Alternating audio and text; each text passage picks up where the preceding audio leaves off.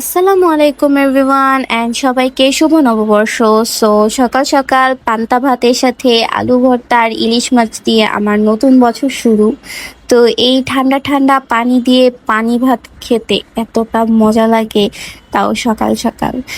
So এটা খাওয়ার পরে হচ্ছে আমি এক কাপ চা খেয়ে নিই, দেন হচ্ছে দুপুরবেলা আমার মা খুদের ভাত বা বৌয়া, আমাদের গ্রামে আর কি এটাকে বৌয়া বলে বেশিরভাগ। সো এটাকে তোমরা কি কি নামে চিনো আমি তো আর জানি না, এর কোনো আর এক্সট্রা নাম আছে কিনা। সো এটার সাথে ভর্তা দিয়ে হচ্ছে খাচ্ছি, আর এটার সাথে বেশিরভাগ টাইমে ভর্তাই খাই।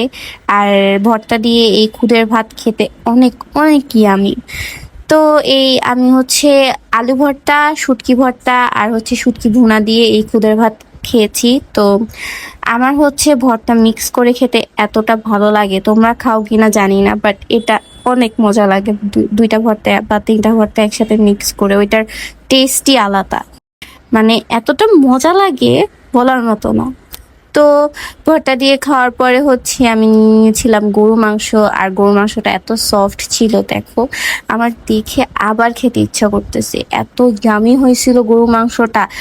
তো এই তো আলু দিয়ে দেন হচ্ছে গরু মাংস নিয়ে একটা বাইট দিছি, এত মজা, আই উইশ তোমাদেরকে আমি এগুলা খাওয়াতে পারতাম। তো এগুলা খাওয়ার পরে আমি হচ্ছে কোক খেয়েছি, দেন হচ্ছে কিটক্যাট খেয়েছি। এরপর অলমোস্ট সন্ধ্যা হবে হবে এমন টাইমে আমার মনে হয়েছে যে কেননা বের হই, বাট বের হওয়ার পর পরে মনে হয়েছে যে না, বের হওয়া ঠিক হয় নাই, বাসায় থাকলে ভালো হইতো, বিকজ দেখো কত মানুষ। তো গিয়েছিলাম হচ্ছে শিল্পকলা একাডেমিতে, আর এত মানুষ, মানে আমি ভাবছি যে সন্ধ্যা হয়ে গিয়েছে যেহেতু মানুষ কমে যাবে, বাট মানুষ কমার কোনো নাম নাই, উল্টা আরো বাড়তেছিল।